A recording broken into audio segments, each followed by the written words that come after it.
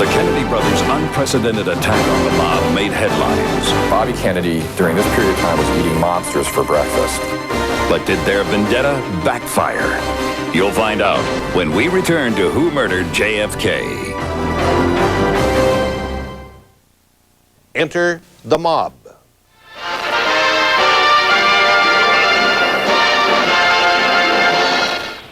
This bill is not a strike-breaking, union-busting bill. You're the best argument I know for it. Your testimony here this afternoon, your complete indifference to the fact that numerous people who hold responsible positions in your union come before this committee and take the Fifth Amendment because an honest answer might tend to incriminate them. In the late 50s, John and Robert Kennedy built their reputation serving on the McClellan Committee, where they investigated the pervasive influence of organized crime in American life. Mr. Heitler was burned to death, was he? I decline to answer. Can you, what grounds? On the grounds that it may tend to incriminate or lead me into something. Bobby Kennedy, during this period of time, was eating mobsters for breakfast. He was going after mob figures with all abandon. The investigation lasted from 1957 to about 1960, 1961. 1960, the year Senator John Kennedy was elected president with some unsolicited help from the mob, as former FBI agent Bill Romer explained. The Chicago mob, particularly under the auspices of Sam Giancana, worked very, very hard for the election of John Kennedy in 1960. In the opinion of Bill Romer, based on his interpretation of government wiretaps, Frank Sinatra may have played a role. The reason that the Chicago mob worked so hard for the election of John Kennedy was, as we learned over a microphone, Frank Sinatra very strongly recommended to Sam Giancana that if the Chicago mob would work for Kennedy, that he, particularly through his good graces with Joseph Kennedy, the father of John and Robert, that he could influence them and swing them around so that they would not work as hard on Sam Giancana in particular and the mob in general. Instead of showing his gratitude to the gangsters who had helped put him in the White House, one of John Kennedy's first acts as president was to name his mafia-hating brother as Attorney General. I am pleased to accept the position of the Attorney Generalship of the United States. Bobby used all the weapons at his disposal, including the FBI and the Justice Department, as he launched an unprecedented attack on organized crime. In the field of organized crime, I think it's a very serious situation that's facing the country at the present time. I think a lot of steps can be taken in order to deal with the problem. The Kennedys compiled a 10 most wanted list of the mobsters they were determined to bring to justice. At the top of the list were Sam Giancana, Santo Trafficante, Carlos Marcello, and Teamsters President Jimmy Hoffa. Did you say that SOB, I'll break his back? Who? You. Say to who? To anyone. Did you make that statement after these people testified before the committee? I never talked to either one of them after testifying. I'm not talking about to them. Did you make that statement here in the hearing room after the testimony was finished? Not concerning them, far as I know of. Well, who did you make it about? I don't know. I may have been discussing somebody in the figure of speech. Well, who did you make the statement? Whose back were you going to break? I don't even remember it.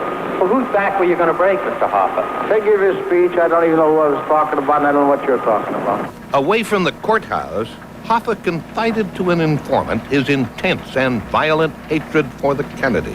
And during this conversation, Hoffa became very upset at Bob Kennedy, and he said, he announced that Bob Kennedy was going to be killed. He was going to kill his entire family. He pointed to a .270 rifle leaning in the corner of the room. He said he was either going to shoot him while he was driving an open convertible with his dogs, or that he was going to blow up his home at Hickory Hill, Virginia, with plastic explosives. He wanted to incinerate Kennedy and his entire family. The Kennedy crusade was unprecedented, but by 1963, thousands of mafia figures were either behind bars, under surveillance, or under indictment, but they were under such tight pressure they could barely operate, and they realized that this was the beginning of the end for them unless they did something desperate. I remember Giancana on one of our microphones saying, this is like Nazi Germany, and I'm the biggest Jew in the country. Another mobster feeling the heat of Bobby's anti-crime crusade was Carlos Marcello, mafia killer and undisputed lord of the underworld in Dallas and New Orleans. Being stupid as I am sometimes, I started needling. about the Kennedys. Geez, wasn't it too bad that Bobby Kennedy had you picked up and deported to Guatemala? Just to see what he'd say, you know. And then he said, hey, don't worry, we're taking care of that. And I said, what do you mean take care of it? He says, you know, you kill the head, the tail drops off. You're going to kill Bobby Kennedy for what he did? He said, no, you kill the president, Bobby gets taken care of. In 1979, during a televised session before the House Select Committee on Assassinations, the most direct Mafia threat against the president was exposed by eyewitness Jose Aleman. Mr. Aleman and Mr. Trafficante met at least once, perhaps on several occasions, prior to November 1963.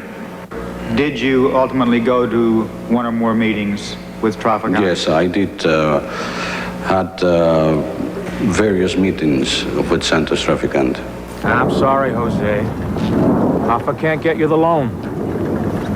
He's having problems with the Kennedy brothers again. So he suggested he could help you by securing a Teamsters loan for a condominium project you were interested in. Correct.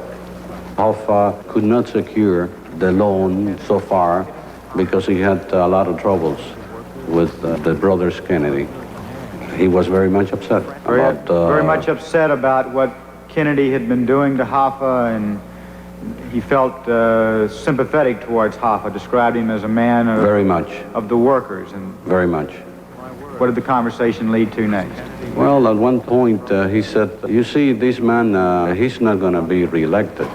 He's been a man that has been giving everybody a lot of troubles, and he's not going to be reelected. You're crazy. He's got all the Democrats behind him. He's a sure thing. No, Jose. He's gonna be hit. Well, he said, Jose, he's not gonna be reelected. You don't understand me. He's gonna be hit.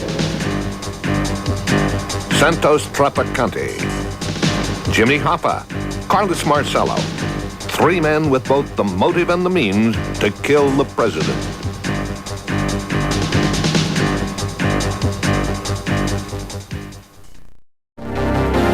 A special report from Pulitzer Prize-winning journalist Jack Anderson. We stand today on the edge of a new frontier, the frontier of the 1960s. How many men pulled the trigger? How has this conspiracy been kept secret for 25 years? And why are people still being threatened and killed for what they know? Who murdered JFK?